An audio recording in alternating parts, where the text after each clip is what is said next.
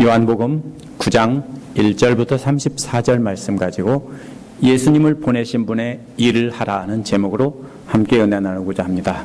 지난주 말씀에서는 예수님 말씀 안에 터잡고 살면 죄의 종에서 해방되어 자유를 얻게 된다고 했습니다. 예수님은 진짜 하나님에게서 보내심을 받아서 출장 나오셨고 또 마치면 출장 결과를 하나님 앞에 가서 보고할 것이라고 했습니다. 그렇기 때문에 우리는 예수님의 권위를 인정하고 예수님의 말씀을 꽉 붙잡고 따라 살면서 진짜 제자가 되어야 된다고 했습니다. 이제 오늘 말씀에서는 안식일에 소경에 눈뜨게 한 일을 두고 유대인들과 논쟁하는 모습이 나옵니다. 이는 8장 12절에서 세상의 빛이라는 말씀을 직접 보여주시면서 설명한 것이라고 할 수 있습니다. 나면서부터 어두움 가운데 살던 소경이 밝은 빛을 보는 것과 스스로 빛 가운데 산다고 자처하던 유대교 지도자들이 끊임없는 어둠의 나락으로 떨어지는 모습이 서로 비교되고 있습니다. 이 말씀을 자세히 보면서 진짜 제자가 된 우리는 어떻게 예수님을 이 땅에 보내신 하나님의 일을 할지 알아보도록 하겠습니다. 첫 번째로 1절부터 7절에 보면 보내신 분의 일을 하라는 말씀이 나옵니다. 1절은 예수께서 지나가시다가 날 때부터 눈먼 사람을 보셨다라고 했습니다. 아마 성전에서 나가시다가 성전 문 앞에 구걸하던 눈먼 사람을 보셨을 겁니다. 그 당시에 거지들은 주로 성전 문 근처나 성전 근처 사람이 많이 다니는 곳에 이렇게 있었습니다. 왜냐하면 사람이 많이 다니는 곳이어야 특히 예배 드리러 온 사람들이 그거를 불쌍한 사람을 보고 거절할 수가 없겠죠. 그래서 그런 곳에 있었습니다. 이 사람을 본 제자들은 이 사람이 눈먼 사람으로 태어난 것이 이 사람의 죄냐 아니면 부모의 죄냐라고 물었던 것입니다. 그런데 예수님은 이 사람의 죄도 아니고 부모가 죄를 지은 것도 아니라고 대답했습니다.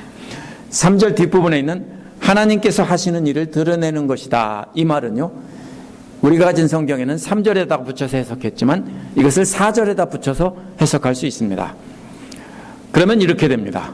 하나님께서 하시는 일을 드러내기 위해 우리는 나를 보내신 분의 일을 낮 동안 해야 한다. 이렇게 되는 겁니다. 구두점과 각 절의 구분은 나중에 넣은 것이고요. 원래 성경에는 아무것도 없습니다. 나중에 넣은 것이기 때문에 오늘날 우리가 가진 성경에 구두점에 찍힌 것이 반드시 맞다라고 할 수 없습니다. 그래서 이것을 점검을 해봐야 됩니다. 오래된 대문자 사본 중에서도 3절 뒷부분은 4절에다가 붙여서 이렇게 끊어놨습니다. 그러면은 예수님의 질문에 대해 예수님은 이 질문에 대해 사람의 죄도 부모님의 죄도 아니라고만 대답하시고 답은 주지 않으셨습니다. 대신에 뭐라고 한 겁니까?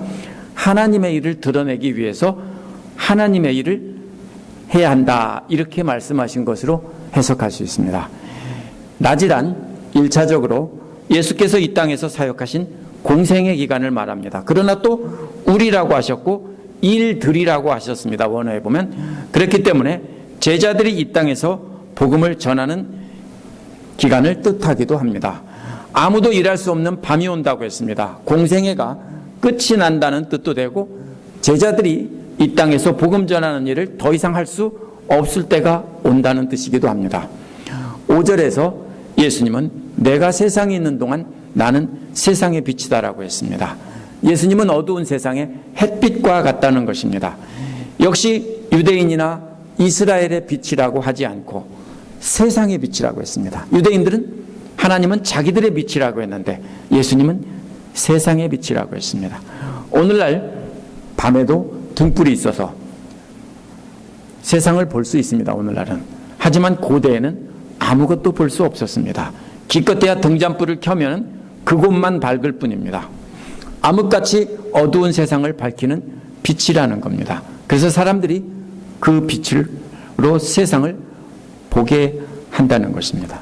6절 앞부분에 예수께서 이 말씀을 하신 뒤에라는 말이 나옵니다. 나는 세상의 빛이다라는 말씀을 하신 뒤에 라는 말입니다. 그래서 5절과 연결을 합니다. 그래서 나는 세상의 빛이다라는 말과 예수님께서 그 다음에 흙을 개어 바르는 얘기는 붙여서 읽어야 됩니다. 그래서 7절에 보면 6절 뒷부분과 7절에 보면 땅에 침을 뱉어서 그것으로 진흙을 개어 바르시고 실로암 연못에 가서 씻으라고 말씀하셨습니다.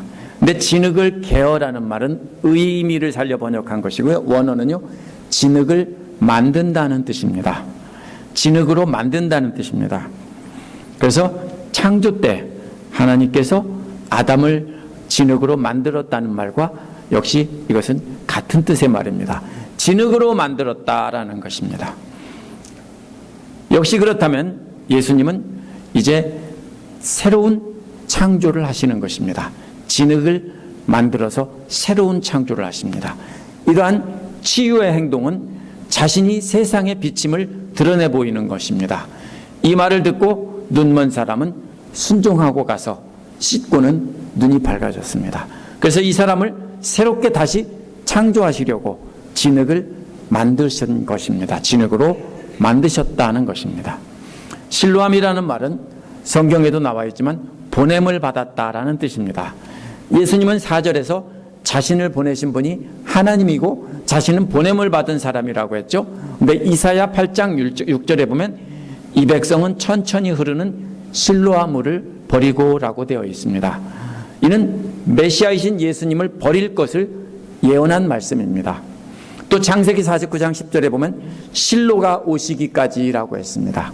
역시 같은 말입니다. 예수 그리스도에 대한 예언입니다. 그렇다면 보냄을 받았다는 뜻을 가진 실로암에 가서 씻으라는 말은 예수님 자신을 상징하는 뜻일 수 있습니다. 예수님이 바로 실로입니다. 예수님이 바로 실로아입니다. 보냄을 받은 사람입니다. 그런데 실로아에 가서 씻으라는 것입니다. 그래서 어둠 속에 걷고 있던 이 눈먼 자는 실로이신 예수님에게 가서 씻고 눈을 뜨게 된다는 것입니다. 두 번째로 8절에서 12절에 보면 이웃들의 반응과 치유된 자의 답변이 나옵니다. 8절을 보면 이웃들과 전에 거지였던 것을 봐온 사람들이 치유된 사람을 보고 다음과 같이 말했습니다. 이 사람은 앉아서 구걸하던 사람이 아니냐. 별거 아닌 말인 것 같은데요. 이거 되게 웃기는 말입니다. 눈먼 사람이 눈을 떴다면 놀라고 어떻게 된 거냐고 축하해줘야 맞습니다. 함께 기뻐해주고, 그죠? 그런데 이 사람들은 과거 자신이 멸시하던 그 눈먼 사람으로만 바라보고 이거 그 눈먼 그 거지 아니야? 이런 식으로 멸시하고 있는 것입니다. 예수님을 통해서 놀라웠게 변화됐는데도 이들은 아직도 과거의 모습을 통해서 여전히 멸시하고 있다는 뜻입니다. 9절을 보면 다른 사람들 가운데는 맞다는 사람도 있었고 비슷하지만 다른 사람이라고 하는 사람도 있었습니다. 역시 뭡니까? 변화된 모습에는 관심이 없습니다. 과거의 모습에만 집착하고 있는 모습입니다. 오늘날 세상의 이웃들도 다르지 않습니다. 여전히 그 사람의 학벌이나 가족이나 직장이나 재산 등으로 평가하고 무시해버립니다. 정말 열심히 공부하거나 일을 해서 크게 성공했어도 뭐 돈을 많이 벌었어도 뭐라고 합니까? 역시 과거를 보면서 저 사람 이렇게 안 하죠. 보통 한국 사람들이 말할 때 저 XX 이렇게 하면서 전에 아무것도 아니었는데 저것 옛날에 내 가방 들고 다녔는데 말이야. 이런 식으로 싹 무시를 하고 듭니다. 그러면서 저거 아무것도 아니었는데 라고 말을 합니다. 예수를 믿지 않는 세상 사람이라면 그럴 수 있습니다. 그러나 믿는 사람이라면 그렇게 하면 안 됩니다. 믿는 사람이라면 과거 저 사람이 이런 사람이었어. 과거 저 사람은 저런 사람이었어. 이렇게 말하면 안 됩니다. 지금 현재 변화된 모습을 보고 함께 기뻐하고 하나님께 찬양과 감사를 드려야 옳습니다.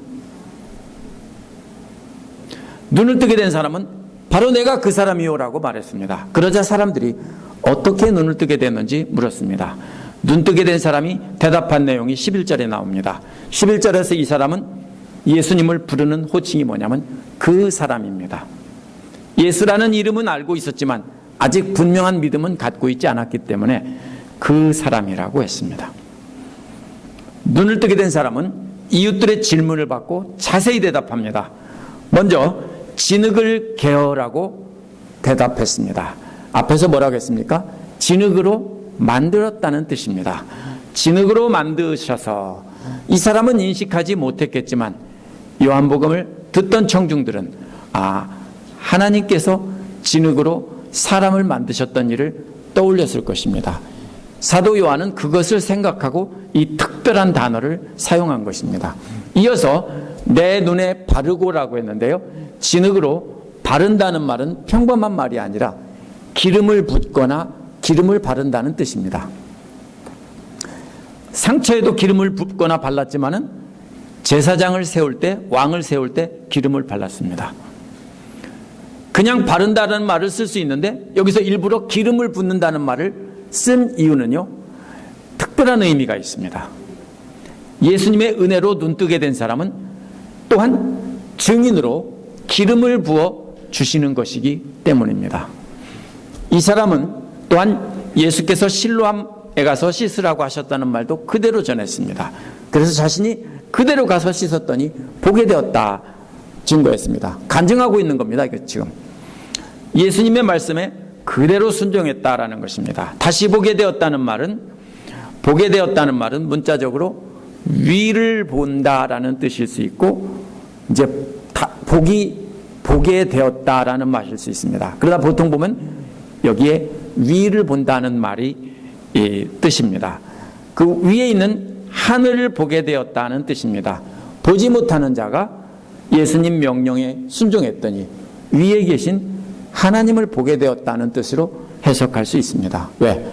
하나님의 은혜로 자신이 눈을 떴기 때문에 눈을 떠서 하나님을 보게 되었다라는 것입니다.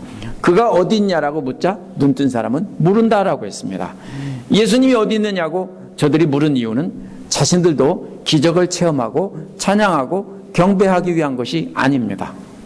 예수를 잡아 넘기기 위한 것입니다. 왜냐하면 안식일을 진흙으로 만들었기 때문입니다. 안식일에는 아무것도 하면 안 됩니다.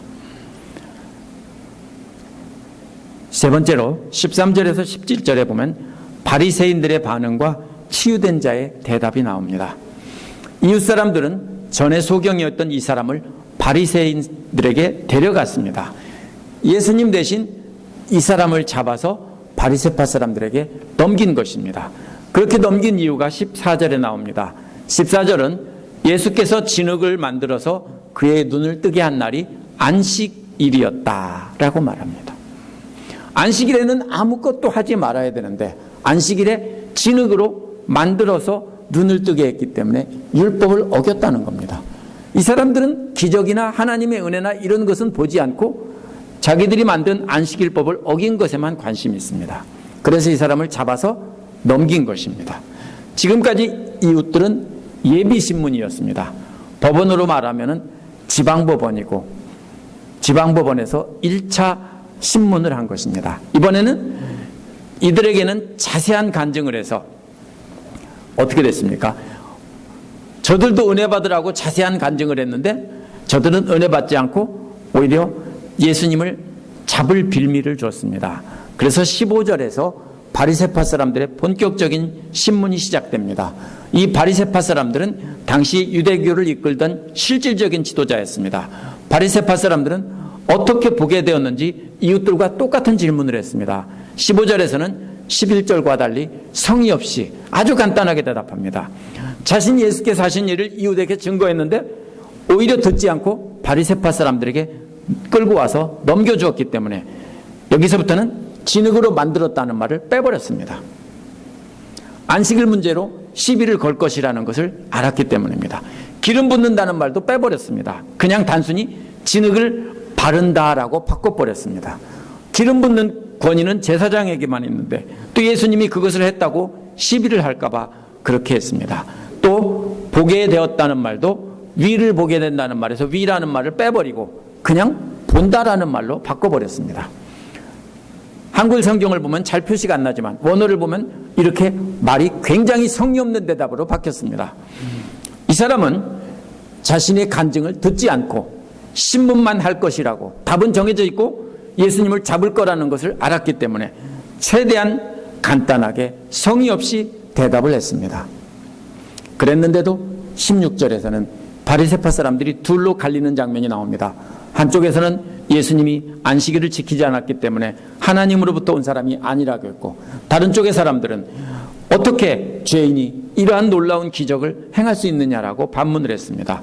이들은 기적에 초점을 두었습니다. 하지만 기적만으로는 하나님으로부터 온 증거라고 할 수가 없습니다. 왜냐하면 이집트의 마술사들도 지팡이로 뱀을 만들었기 때문입니다. 악한 영, 마귀도 기적은 행할 수 있습니다. 이제 바리새파 사람들은 둘로 갈라졌습니다. 그러므로 17절에서 바리새파 사람들은 소경에게 다시 묻습니다. 그 질문이 뭐냐면요, 그가 당신의 눈을 뜨게 했는데 당신은 그를 어떻게 생각하오? 라고 했습니다. 이 질문의 초점은 예수님이 누구냐 하는 것을 고백하라는 뜻이 아닙니다. 안식일을 어기고 안식일에 금지된 일을 했는데 당신은 어떻게 생각하느냐, 이미 답을 정해놓고 협박하는 것입니다.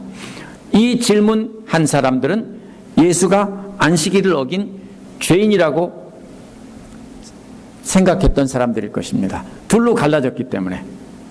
그래서 자신들끼리도 둘로 갈라졌으니까 이 사람이 대답을 하게 해서 자신들의 의견이 옳다는 것을 증명하려고 물은 것입니다. 그런데 이 질문에 대해서 엉뚱하게 그분은 예언자입니다 라고 고백을 했습니다. 11절에서 이웃들에게는 예수라는 그 사람이라고 대답했었는데, 그런데도 자신의 증거를 듣지 않고 예수님을 핍박하는 것을 보고 더욱 담대해져서 이번에는 그분은 예언자입니다 라고 고백을 한 것입니다. 엉뚱한 답을 했습니다. 원하는 답은 그 사람은 안식일을 어긴 죄인입니다, 이걸 물어보려고 어떤 사람이라고 어떻게 생각하느냐고 물어봤는데 엉뚱한 대답을 했습니다. 이 사람은 점점 믿음이 강해지면서 담대해지고 영적으로도 더 밝은 눈을 뜨는 것을 볼 수 있습니다. 네 번째로 18절에서 34절에 보면 유대교 지도자들의 반응과 치유된 자의 대답이 나옵니다. 18절에서는 바리새파 사람들이라는 말이 그 유대 사람들이라고 바뀝니다. 이거 그냥 유대인이 아닙니다. 이거는 유대인들의 공식적인 대표자라는 뜻입니다. 그래서 이제는 한 단계 더 높이 올라갔습니다. 바리새파 사람들보다 더 높은 사람들에게로 이게 넘어간 겁니다. 바리새파 사람들이 신문을 하는데 안식일 어긴 죄인을 예언자라고 증거하니까 문제가 더 심각해진 겁니다. 그래서 이들은 바리새파 사람들 중에서도, 그러니까 딴 데로 넘어간 게 아니고 바리새파 사람들 중에서 공식적인 유대교 최고 지도자들에 해당되는 사람들이 이제는 나선 것입니다. 오늘날 마치 세 번 재판하는 제도와 똑같습니다. 공식적인 유대교 대표자들은 이 사람이 전에 소경이 되었다가 보게 되었다는 사실 자체를 믿지 않았습니다. 죄인이 소경을 눈뜨게 하는 기적을 일으킨다는 것도 있을 수 없다고 생각했기 때문입니다. 그래서 저들은 부모를 불러다가 물었습니다. 증인이 부족하면 어떻게 합니까? 증거가 부족하면 다른 증인을 부르는 거죠. 19절부터는 이제 유대교 대표자들이, 최고 높은 사람들이 공식적인 권위로 신문하는 것입니다. 이는 마치 대법원의 신문과도 같은 것입니다. 그 질문은 첫째, 이 사람이 날 때부터 눈먼 사람이었다는 당신의 그 아들이냐라고 물었습니다. 안식일을 어긴 사람이 이런 기적을 일으킨 것 자체를 믿을 수 없기 때문에 이 사람이 네 아들 맞냐? 날 때부터 눈먼 사람이었냐? 이걸 물어봤습니다. 그에 대한 대답을 듣지도 않고 바로 두 번째 질문을 또 합니다. 지금은 어떻게 보게 되었느냐라는 것입니다. 그 부모는 이 아이가 우리 아들이라는 것과 날 때부터 눈먼 사람이라는 것을 우리는 압니다라고 했습니다. 첫째 질문에만 대답했습니다. 둘째 질문에 대해서는 모른다면서 그가 성인이니까 직접 물어보라고 넘겼습니다. 21, 23절은 부모가 이렇게 대답을 회피한 이유를 요한복음의 기록자인 요한이 설명한 것입니다. 왜 회피했는지. 이 부모가 이렇게 말한 것은 유대교 대표자들을 두려워했기 때문이다라는 것입니다. 왜냐하면 유대교 대표자들은 예수를 그리스도라고 고백하는 사람은 누구든지 회당에서 쫓아내기로 결의했다라는 것입니다. 회당에서 쫓아낸다는 말은 그냥 회당 건물에서 쫓아낸다는 뜻이 아닙니다. 이거는 유대교에서 출교시킨다는 뜻입니다. 유대교가 삶을 지배하던 사회에서 쫓겨난다는 뜻입니다. 이것은 당시 사형선고나 다름이 없습니다. 하나님을 예배할 수도 없고 사람 취급받지도 않고 죄인이라고 해서 사람들은 만나는 것도 싫어하게 되는 것입니다. 그렇게 내쫓기면은 이방인이나 개, 돼지 취급받게 되는 것입니다. 바리새파 사람들이나 유대교 공식적인 대표자들이나 기적의 사실 여부를 확인하는 일에는 관심이 없었습니다.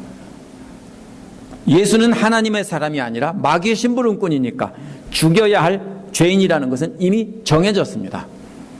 그리고 그 증거를, 죽일 증거를 찾는 데만 혈안이 되어 있어서 지금 재판을 하고 있습니다. 23절은 그래서 그의 부모가 아이가 다 컸으니 그 아이에게 물어보라고 한 것이다 라고 해설을 한 겁니다. 이제 부모에 대한 신문이 끝났습니다. 24절부터는 다시 눈뜬 사람에 대한 2차 신문이 나옵니다.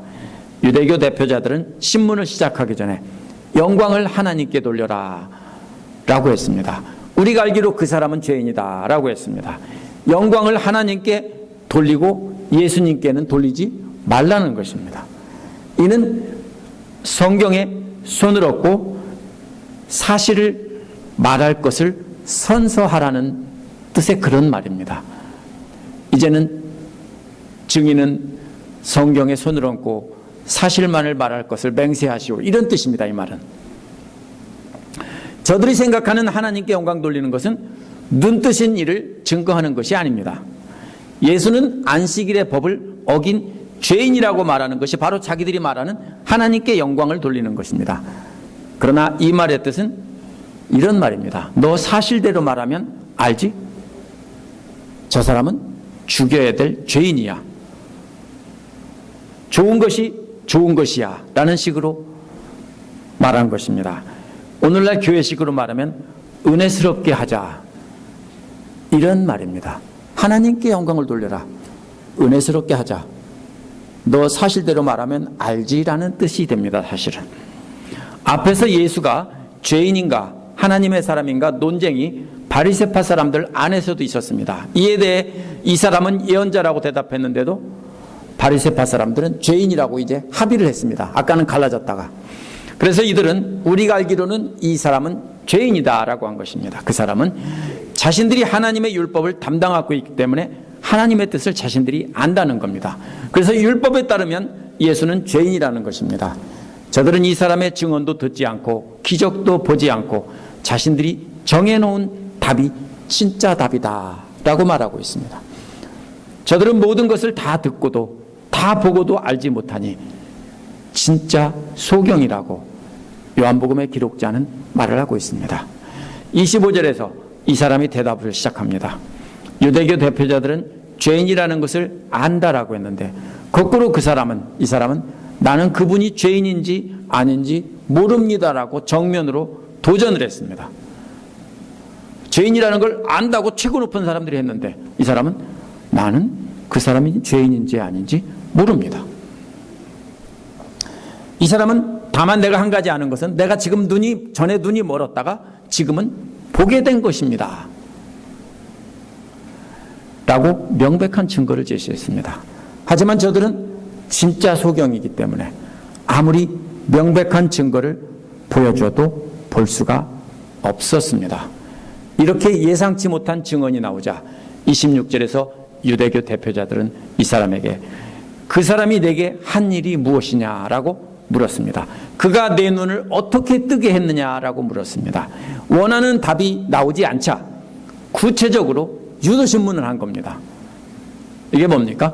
어린아이들 가르치는 마치 초등학교 교사가 답이 안 나오면 그러면 이걸 어떻게 해서 이렇게 됐지라고 또 물어봅니다. 그런 식으로 물어보는 겁니다. 이게 뭐예요? 답은 뭐예요? 안식일에 진흙을 만들어 발라서 눈을 뜨게 했다라는 답을 지금 들으려고 하는 겁니다. 그렇게 말하면 안식일을 어긴 예수를 잡으려는 것입니다. 그러자 27절에서 이 사람은 대답하기를 그것은 내가 이미 여러분에게 말하였는데도 여러분은 고지 듣지 않았습니다. 그러면서 어찌하여 다시 들으려고 합니까? 라고 했습니다. 쉽게 말하면 이런 말입니다. 이미 한 말을 왜 자꾸 또 하라고 시키냐라고 짜증 섞인 투로 대답한 겁니다. 이어서 여러분도 그의 제자가 되려고 합니까? 라고 했습니다. 이게 무슨 소리입니까? 제자들은 스승이 가르친 것을 완전히 알지 못하면 다시 물어보고 다시 말해달라고 하는 법입니다. 그렇죠? 그러니까 너희들도 제대로 예수님께 배우고 싶어서 예수님이 한 말을 자꾸 물어보냐, 예수님이 한 일을 자꾸 물어보냐, 이런 뜻입니다. 그래서 너희들도 제자가 되고 싶으냐 하고 비꼬는 말입니다.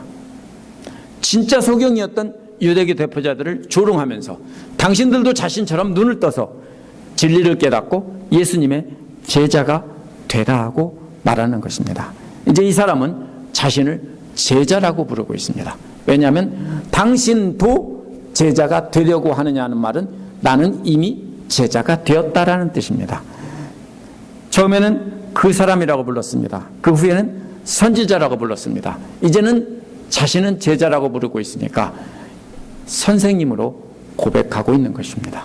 조금씩 이 사람이 예수님에 대한 호칭이 발전하고 예수님에 대한 믿음이 커져가고 있습니다. 화가 난 유대교 대표자들은 28절에서 그러자 그들은 그에게 욕설을 퍼붓고 말하였다라고 했는데 욕설이라는 말은 축복의 반대입니다. 그럼 뭡니까? 저주를 퍼부었다라는 뜻입니다. 초기 기독교인들도 이 사람처럼 예수님을 증거한 것 때문에 저주를 받았습니다. 이제 이 사람은 육신의 눈만 뜬 것이 아니라 영적인 눈도 뜬 것입니다. 그래서 예수님이 누구신지 분명히 알고 증언을 했습니다.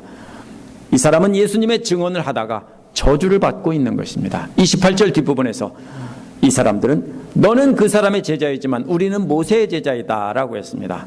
너는 저주받은 자의 제자이지만 우리는 축복받은 모세의 제자다, 이런 말입니다. 이어서 29절에서 이들은 우리는 하나님께서 모세에게 말씀하신 것을 알고 있다라고 했습니다. 하나님께서는 모세에게만 완전히 다 말하셨다라는 뜻입니다.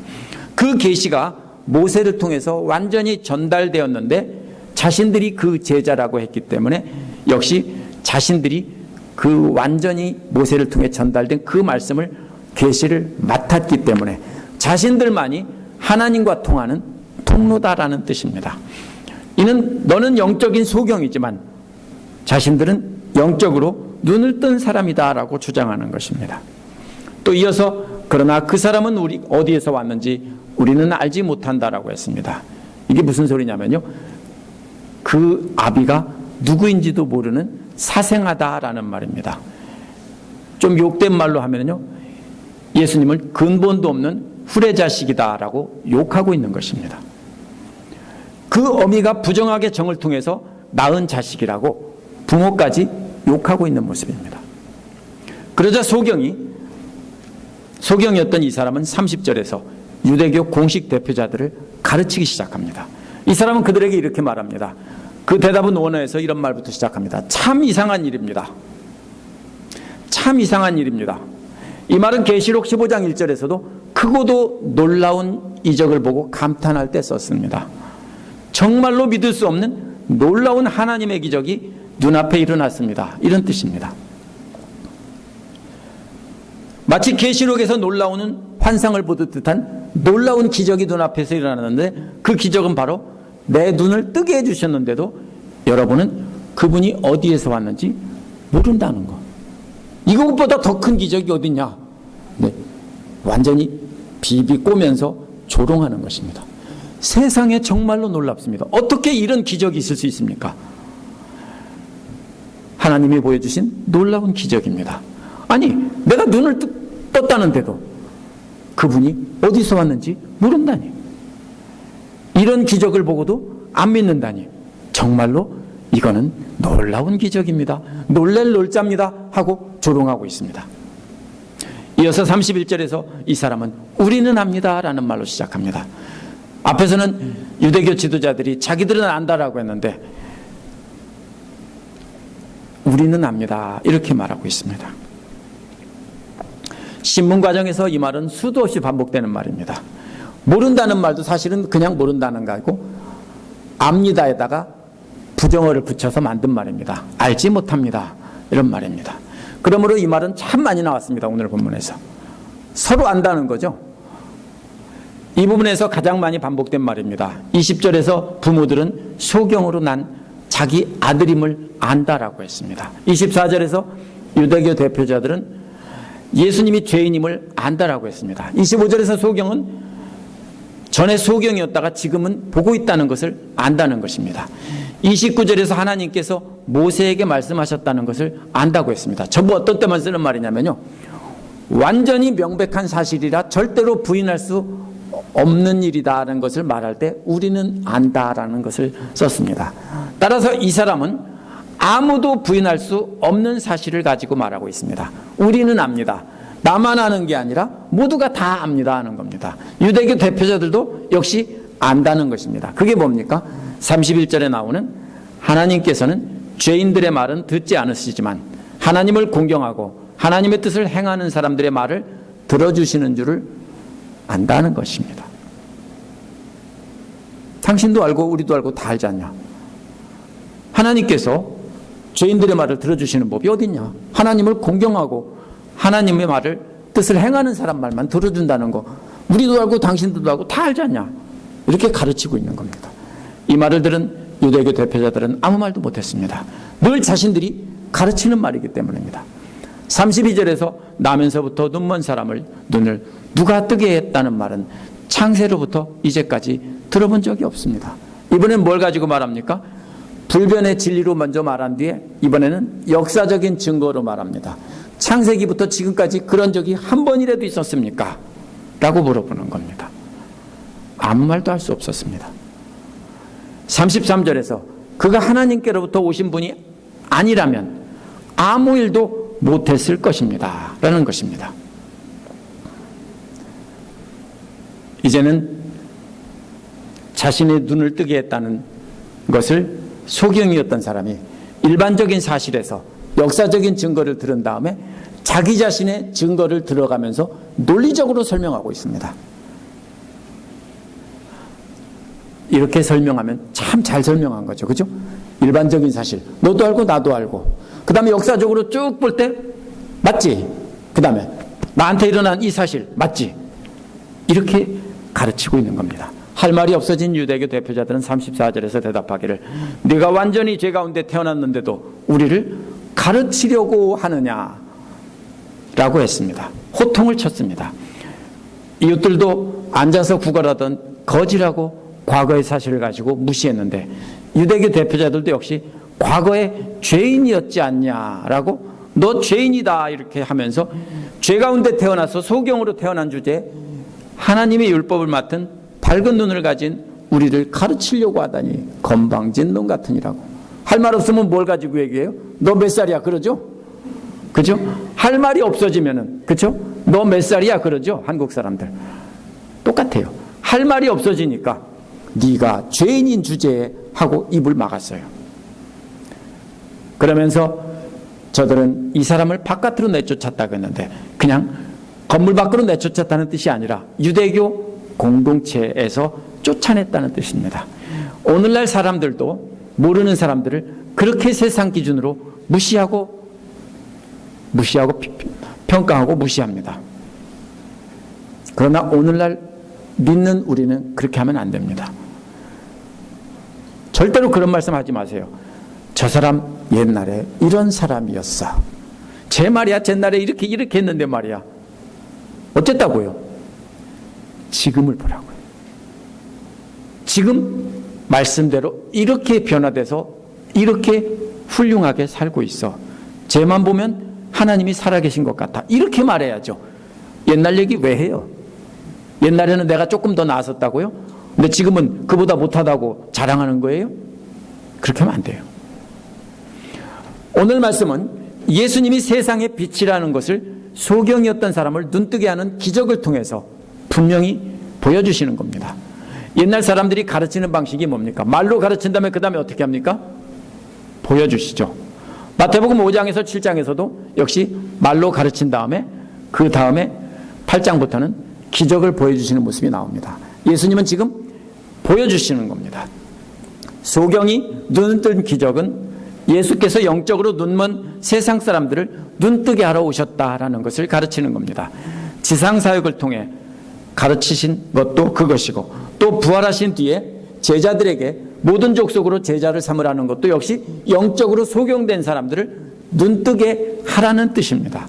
이러한 놀라운 기적에도 이웃들은 믿지 않았고 이 사람을 체포해서 바리새파 사람들에게 넘겼습니다. 바리새파 사람들도 이 사람을 신문한 뒤에 분명한 증거를 보고도 유대교 공식 대표자들에게 또 넘겼습니다. 이들 모두의 공통점이 뭡니까? 과거의 모습만 보고 눈을 떠서 빛 대신 예수님을 볼 줄 아는 사람이 되었다는 것은 깨닫지 않고 눈을 막고 있습니다. 만약 누구든지 예수를 믿는다 하면서 과거의 모습만 보고 저 사람이 과거에 이런 사람이었대라고 수근거리고 뒤에서 새로운 사람들에게 알려줍니다. 그렇게 하지 마세요. 옛날에 저 사람이 이런 사람이었대. 어쨌다고요? 과거에 배우지 못한 것이나 과거에 옳지 못한 삶을 살았던 걸 가지고 수근거린다면 그렇게 하시면 됩니다. 아, 영적인 소경이구나. 눈이 멀었구나. 이렇게 말하면 딱 맞습니다.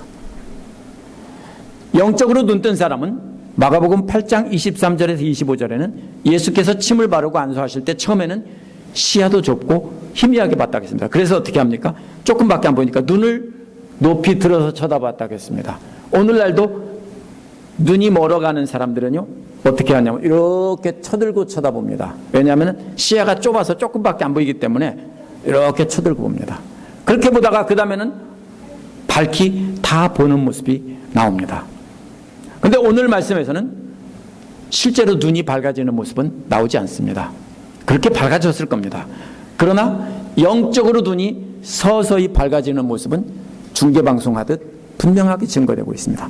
오늘 말씀에서 핵심은 이 사람이 영적인 눈이 서서히 밝아져 가고 있었다라는 것입니다. 그래서 맨 처음에 이 사람은 예수님을 그 사람이라고 불렀습니다. 그 다음에는 치료하신 기적을 증거하면서 예언자라고 불렀습니다. 그러다 33절에서는 하나님으로부터 오신 분이라고 증거를 했습니다. 이는 대적들에게 멸시와 공격을 받으면서 화가 나서 예수님을 증거하다가 점점 자신이 예수님에 대해서 눈을 뜨는 모습입니다. 우리도 마찬가지입니다. 우리도 예수님을 증거하다가 우리는 예수님을 더 분명히 알고 발견하는 것입니다. 그래서 다음 주에 나눌 말씀에 35절에서 38절에 보면 예수님을 인자라고 또 고백합니다. 드디어 이 사람은 예수께서 구약에서 하나님께서 보내기로 한 그 약속한 메시아라는 걸 깨닫고 고백한다는 것입니다. 어둠 속에서 방황하던 이 사람은 완전히 밝게 보게 되는 그런 내용입니다. 예수님이 누구신지 밝히 보게 된 소경이었던 이 사람도 역시 예수님처럼 사람들의 눈을 뜨게 하는 일을 하고 있습니다. 유대교 대표자들이 협박과 조롱으로 자신을 신문했는데도 이 사람은 거꾸로 소경이었던 유대교 대표자들을 눈을 뜨게 하려고 논리적으로 증거하고 가르쳤습니다. 오늘날도 예수님은 오늘날 우리에게도 먼저 우리 보고 눈 뜨라고 합니다.